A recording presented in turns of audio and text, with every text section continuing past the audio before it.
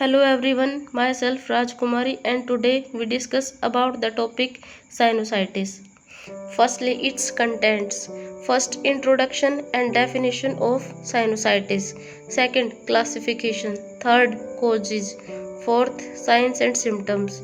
Fifth, diagnosis. Sixth, complications. Seventh one is treatment and the last one is management in Ayurveda. Now its correlation in Ayurveda with Dust Pratishyay. Introduction and definition. Sinusitis is an inflammation or swelling of the tissue lining the sinuses. Sinusitis होता है वो inflammation या फिर swelling होती है tissues की जो sinus के लाइनिंग पे प्रेजेंट होते हैं. Normally sinuses are filled with fluid. Germs like bacteria, virus, fungi can grow and cause an infection. Normally sinuses होते हैं उसके अंदर फ्लूइड और जर्म्स प्रेजेंट होते हैं, वो ग्रो करते हैं और इन्फेक्शन कोज करते हैं. Conditions that can cause sinus blockage include the common cold or allergic rhinitis, swelling of the lining of nose. जो कुछ कंडीशंस होती हैं जो साइनस ब्लॉकेज कोज करती हैं वो है कॉमन कोल्ड और allergic rhinitis. As we can see in this picture, a healthy sinuses or chronic sinusitis. In healthy sinuses, maxillary sinus, ethmoidal or frontal, all sinuses are healthy. But in case of chronic sinusitis, there is thickened sinus lining are present. Now its classification. Firstly, on the basis of duration. It is of four types. First, acute sinusitis, sudden onset of cold or runny nose are present and it lasts 4 weeks or less. Second, subacute sinusitis, it lasts 4 to 8 weeks. Third, chronic sinusitis lasts 8 weeks or longer. Fourth, recurrent sinusitis, several attacks within a year. Secondly, on the basis of location. First, frontal, cause pain in frontal sinus cavity or headache.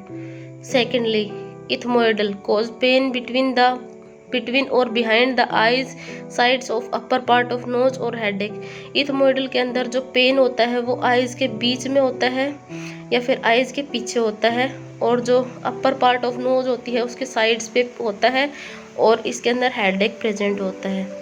Third, sphenoidal, can cause pain or pressure behind the eyes but often refers to the skull vertex, top of the head or the mastoid process or occiput, back of the head. Sphenoidal के अंदर जो pen और pressure होता है वो eyes के behind होता है और oftenly top of the head और बैक ऑफ द हेड पे प्रेशर और पेन होता है. Fourth, maxillary, can cause pain और pressure in the maxillary cheek area, example toothache. Maxillary के अंदर मेनली पेन और प्रेशर मैक्सिलरी या फिर चीक एरिया के ऊपर प्रेजेंट होता है. Causes of sinusitis, caused by too much of mucus, बहुत सारा अगर म्यूकस प्रेजेंट हो. Swelling of the lining of the sinuses, जो साइनस की लाइनिंग होती है उनके ऊपर कोई स्वेलिंग हो रखी हो. Due to allergy of the lining of sinuses, sinus की लाइनिंग के ऊपर कोई एलर्जी हो रखी हो. और अदर सेवरल बैक्टीरिया, वायरस और फंगाई कोज साइनोसाइटिस, अदर कोई बैक्टीरिया, वायरस, फंगाई वगैरह होते हैं वो साइनोसाइटिस कोज करते हैं और पोल्यूटेंट्स भी साइनोसाइटिस कोज करते हैं. नाउ साइंस, साइंस में स्पूटम होगा वो ग्रीन कलर का होगा, थिक होगा और मैनी केसेस में पस और ब्लड भी मिल सकता है. पेन और percussion, tenderness over the affected sinuses, frontal, ethmoid, sphenoid और मैक्सिलरी. इन साइनसिस में अगर अफेक्टेड होंगे ये साइनसिस तो इनके अंदर पेन और परकशन मिलेगी और टेंडरनेस मिलेगी.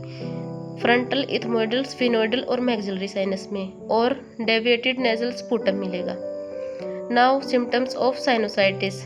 सिम्टम्स में thick yellow green natural discharge मिलेगा, कफ हो सकता है, loss of the sense of smell and taste हो सकता है, ब्लॉक्ड नोज मिलेगी, कंजेशन मिलेगा, feels pressure inside the face, face के अंदर प्रेशर हो सकता है और टूथेक मिलेगा. Now diagnosis. डायग्नोसिस में x-ray of the paranasal sinuses, paranasal sinuses का एक्सरे करवा सकते हैं. हेजीनेस और opacity in the region of the infected sinus is often seen, mucus culture करवा सकते हैं.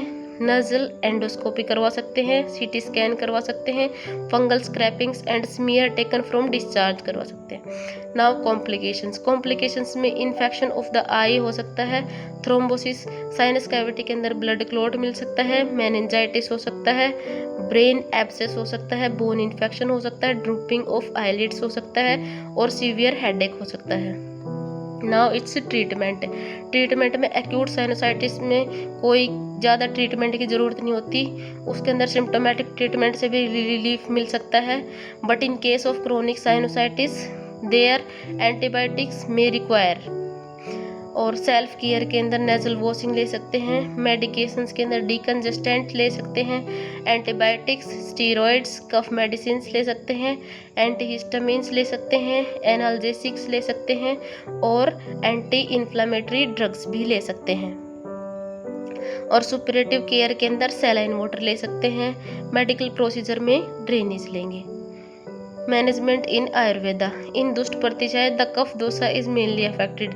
दुष्ट प्रतिचाय के अंदर कफ दोष होता है वो मेनली अफेक्टेड होता है और kapha gets aggravated and vitiates the pranavata which is mainly present in respiratory tract. जो कफ दोष होता है वो एग्रेवेट होता है और प्राणवात को दूषित करता है जो कि रेस्पिरेटरी ट्रैक्ट में प्रेजेंट होती है। The Ayurvedic approach to sinusitis is multifaceted and can involve a combination detoxification through panchakarma, oral medicines, dietary and lifestyle modification. इन आयुर्वेदा दुष्ट प्रतिचाय में उपयोगी औषधि योग चूर्ण में हम सीतोपलादी चूर्ण ले सकते हैं, वटी में व्योसादि वटी और लवंग आदि वटी ले सकते हैं, और रस योग में आनंद भैरव रस, श्वास कुठार रस ले सकते हैं, अवले के अंदर वासा अवले ले सकते हैं और आसव के अंदर लोह आसव और कनकासव ले सकते हैं, और तेल के अंदर षडबिंदु तेल, अणु तेल और तिल तेल ले सकते हैं और ये तेल नैस्यार्थ प्रयोग किए जाते हैं। Thank you so much.